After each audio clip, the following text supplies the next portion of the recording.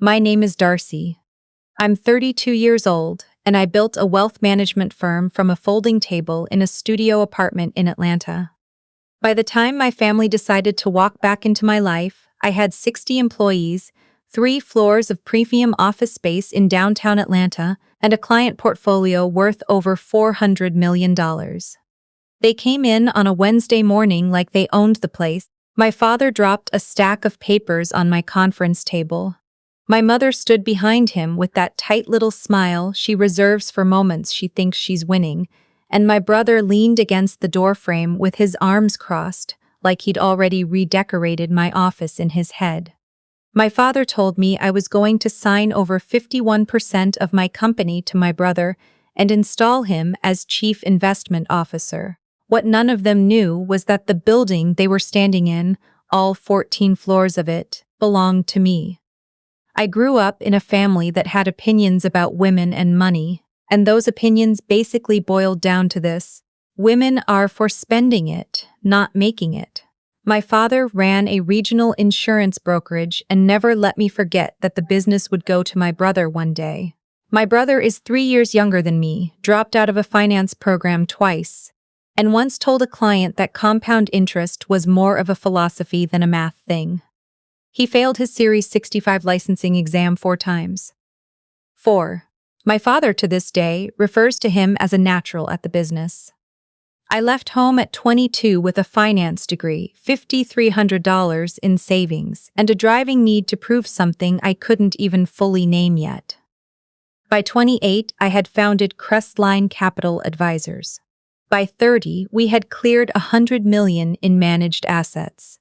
The week I hit $200 million, I bought the building where my office was.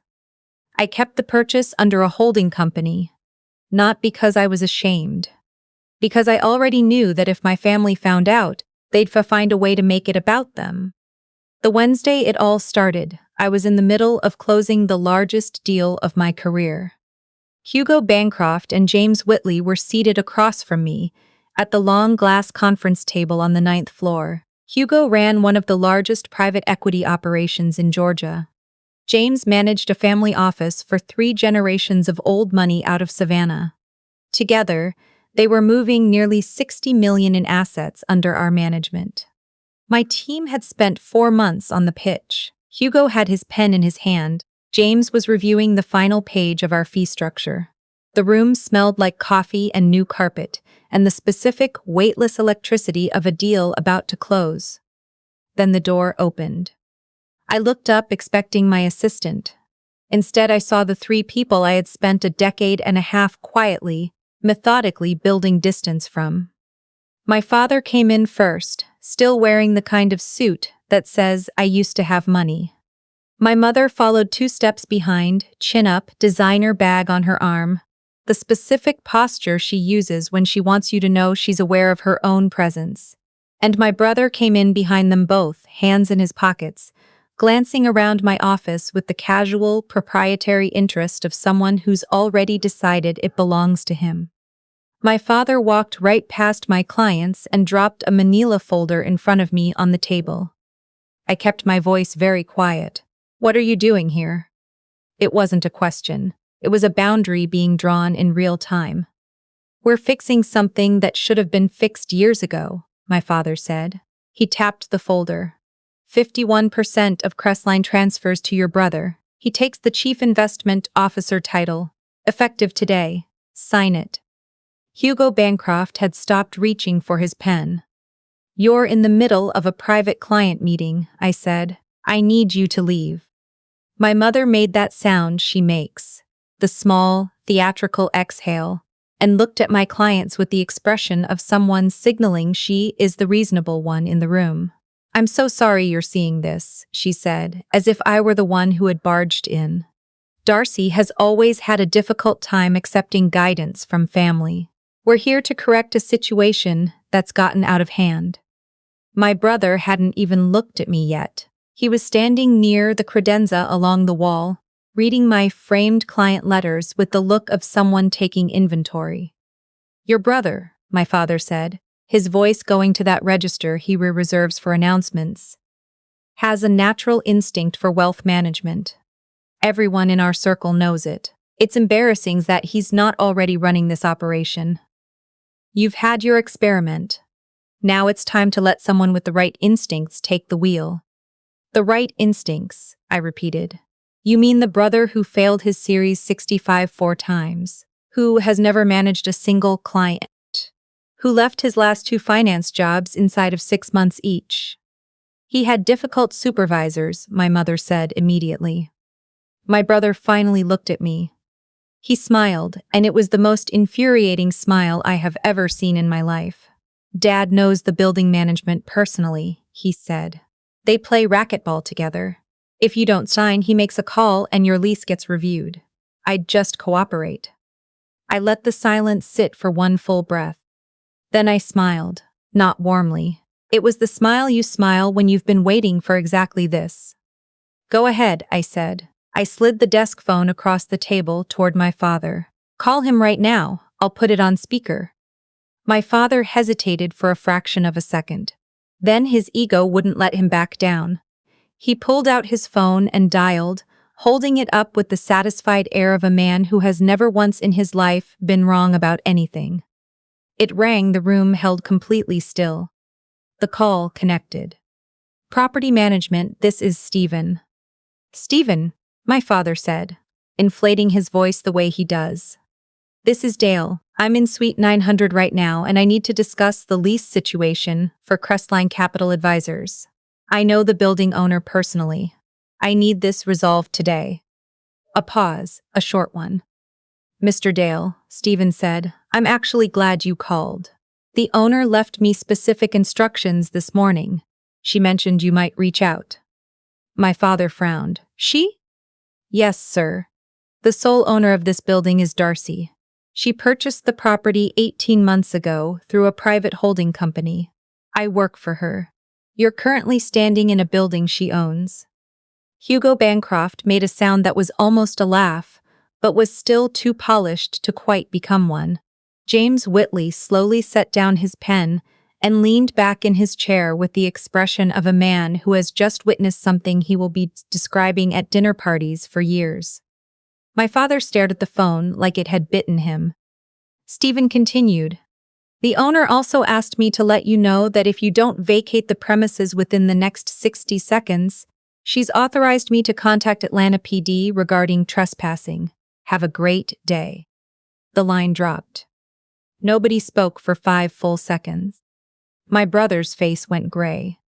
My mother reached for the back of the nearest chair with both hands. I pressed the intercom on my desk. Jess, please send security to the 9th floor conference room. We have 3 guests who need to be escorted out. My father tried to say something. His mouth opened and closed twice. He straightened his lapels, that reflexive, desperate grab at dignity, and pointed at me. You're going to regret this. Leave the folder, I said. It's evidence of an attempted extortion. They left. Security helped. Hugo signed the agreement 20 minutes later. James signed right after him. We shook hands. They thanked me for handling an extraordinary situation with extraordinary composure, and my paralegal walked them out. I sat alone in the conference room for about 3 minutes after that. I pressed my palms flat on the glass table and breathed. Then I went back to work. What I didn't know yet, what I should have expected, given the family I come from, was that being humiliated in front of $60 million worth of clients was not going to make them retreat. It was going to make them go to war. It started online. By Friday morning, 2 days after the confrontation, posts were circulating on LinkedIn and several finance industry forums. Anonymous accounts, professional-sounding language. The posts alleged that Crestline Capital had engaged in systematic overbilling of clients, misrepresented fund performance, and maintained a hostile internal culture that had pushed out multiple qualified advisors. One post claimed a former employee had filed an internal complaint that I'd buried. Every word of it was fabricated. My sister-in-law was a digital marketing strategist with a client list that included several mid-size regional banks. She knew how to seed a narrative. She knew which forums got scraped by search engines and which journalist inboxes to target. She was brilliant at it, genuinely. The kind of brilliant that only looks like a weapon in retrospect. When you realize the person you thought was fighting for your marriage is actually being fed lies by your husband. She believed him. She believed every word he told her about what I'd done, how I'd attacked our parents, humiliated the family, and was unraveling under the pressure of running a firm I had no business running. She fought for him the way loyal people fight, completely, without hesitation, without waiting for evidence. By Monday, the articles had spread. My phone was ringing with clients who'd just seen something and wanted to understand. 2 scheduled consultations were quietly canceled. My compliance officer came to my office with a printed stack of screenshots and a look on his face like someone delivering a medical diagnosis. "It's coordinated," he said. "I know. What do? We don't engage publicly," I said. "We pull every financial audit from the past 3 years and have them third-party verified. We document everything, and we keep doing our jobs." That was what I said out loud. What I felt, alone in my office that night, is something I haven't admitted to many people. I sat at my desk looking at those posts, and I thought for about 10 minutes about calling my father and offering to negotiate. Not because I believed he was right, because I was exhausted, because I'd been fighting some version of this fight my entire life, and the prospect of fighting it forever, from every direction, was genuinely crushing in a way I wasn't ready for. Then I thought about the folding table, the studio apartment, the $5,300, and what I had built from it alone, without a single person in that family ever asking if I needed help. I closed my laptop, I ordered Thai food, I came back in the next morning ready. My father had taken his campaign to the country club. 2 of my longest-standing clients, people who had trusted me for 6 years, called me within 12 hours of each other. My father had approached them at separate club events and told them Cresslas was under quiet investigation by FINRA for misrepresenting investment returns. He told them federal examiners were preparing to freeze client accounts. He suggested, warmly, that they might want to move their assets before things got complicated, and he introduced them to a new firm, one he called a firm built on traditional values and real integrity, managed by my brother, which had coincidentally just opened in a leased suite across town. 2 clients transferred out within the week. I ran the numbers. The revenue hit was significant. My CFO came to me with revised quarterly projections that were, to put it politely, not encouraging. What broke the whole thing open started not with anything I did, but with what my brother had done to his own wife. I hired a forensic accountant I'd worked with before. I asked her quietly to trace the funding behind my brother's new firm. She came back in 72 hours. My sister-in-law's social security number. Her digital signature replicated across 6 commercial loan applications. Her income listed as the primary qualifying income on every one. $540,000 in high-interest debt, structured so that she was the sole personal guarantor. My brother and my father both shielded from direct liability. She had no idea. I drafted a short email and sent it to her private account, not through any channel my brother might intercept. The subject line was 8 words. I attached the loan documents, the application records, the signatures with timestamps. It took her 11 minutes to open it. She called me 16 minutes after that. I answered on the second ring and didn't say anything, I just waited. She was breathing hard. The specific pattern of someone trying to manage an emotion that is too large for the space they're in. "Tell me these aren't real," she said. "You know they're real," I said. "You're looking at your own social security number. You know your own signature." A silence. Then, in a voice I had never heard from her, low and absolutely controlled, she said, "He told me he had investors." "He lied to you," I said. "He's been using your credit to fund his vanity project while you fought his wars for him online." Another silence. "Then, what do you need from me?" We met the next morning in my office. She came in with a folder under her arm and the specific energy of a person who has moved past grief directly into logistics. I poured 2 coffees. We sat across from each other, the 2 people in that family who had been most efficiently and casually used by the men in it. "I want to help you finish this," she said. "But I want to make sure that when it's done, he has nothing left to come back with. No assets, no case, no version of events where he's the victim. He's going to have a federal indictment," I said. She raised an eyebrow. I explained the trap. 3 weeks before my father showed up in my conference room, a man had contacted my firm seeking wealth management services. His name was Silas Penn. On paper, a commercial real estate developer from Nashville, looking for aggressive asset management on a significant transfer. I had run him through our standard due diligence. What came back stopped me cold.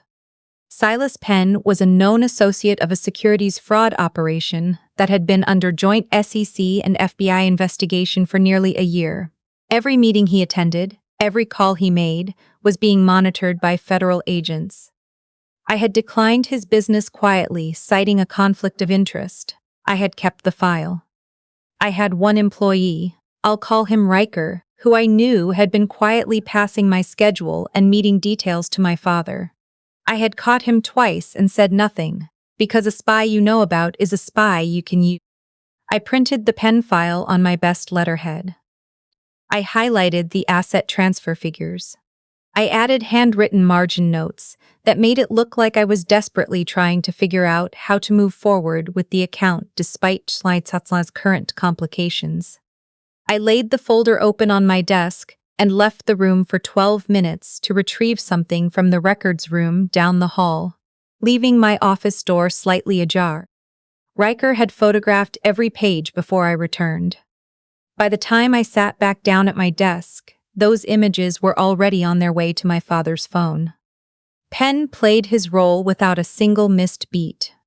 My father called him within 48 hours. My brother was in the meeting. They booked a private room at an upscale restaurant in Buckhead and ordered wine that cost more than most people's monthly grocery budget, all charged to a corporate card that was, we would later learn, linked directly to my sister-in-law's accounts. The FBI was outside in 2 unmarked vehicles. The room was wired.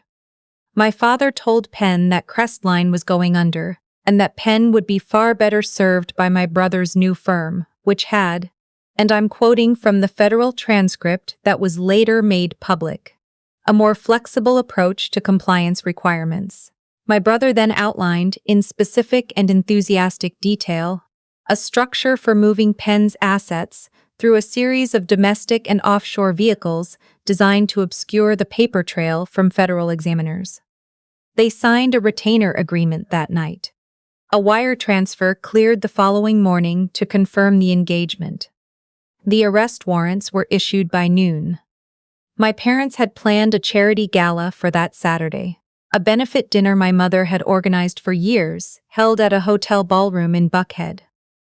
This year she had reframed it as a celebration of my brother's new firm launch. She'd sold tables to half the city. Judges, real estate developers, local television anchors. She wanted maximum visibility. She wanted to look every person in her social network in the eye and prove that the right branch of the family had won. My sister-in-law and I had coordinated our timing precisely. I arrived at 9:15 while my father was midway through remarks about family legacy and business. I wore a white suit. I walked in through the main doors. The room noticed. My father saw me from the podium and went rigid. My brother turned from where he stood near the bar and spilled his drink down his own sleeve. My mother's smile froze on her face like a photograph of itself. I didn't rush. I walked down the center of the room with the slow, deliberate pace of someone who has nowhere to be and nothing left to prove. My father came down from the stage and grabbed my arm. His face was composed for the audience, but his voice was raw. "You need to leave right now." "I'm not leaving," I said pleasantly. "I'm here on business. Your firm took on a significant liability this week that touches several people in this room. I thought they should know. My brother stepped in close, trying to use his height. This is a private event. You can't do this here. I know, I said. That's why I waited until everyone was together. I checked my watch. Then the doors opened again. 12 federal agents came through in a formation that cleared the room the way a fire alarm does. Not with panic, but with the instant, involuntary evacuation of space they moved through. Dark jackets. Yellow block letters across the back. I watched my father's color drain in real time as they walked toward the stage. My brother's glass slipped from his fingers and hit the marble floor and shattered. For one long moment, that sound was the only thing in the room. The lead agent walked directly to my father and my brother. He held up a folded document. Federal charges of securities fraud, wire fraud, and conspiracy to launder financial proceeds, the agent announced, loud enough for the entire ballroom to hear. Gentlemen, I need you to step away from the table and place your hands where I can see them.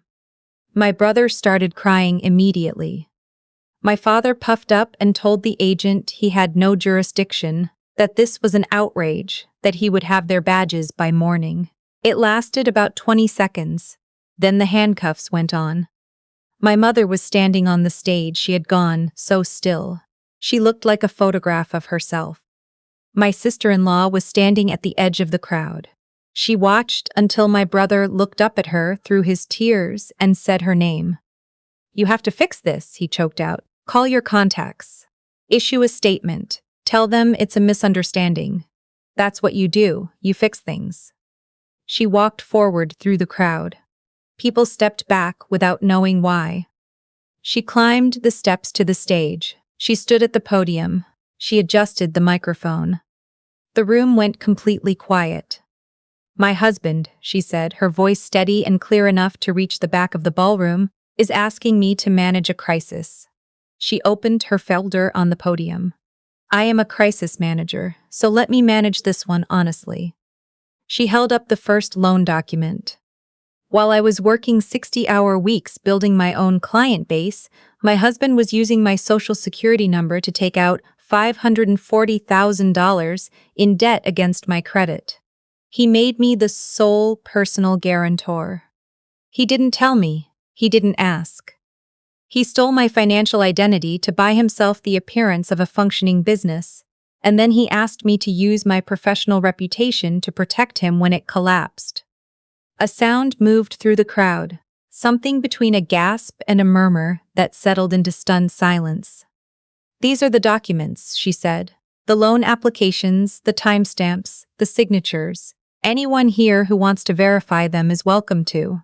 She set them down, reached into her folder, and these are my divorce papers which I filed this afternoon under emergency provisions. She walked to the edge of the stage. She dropped the papers in front of my brother.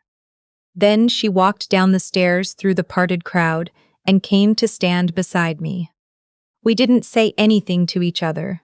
We just watched the federal agents finish their work.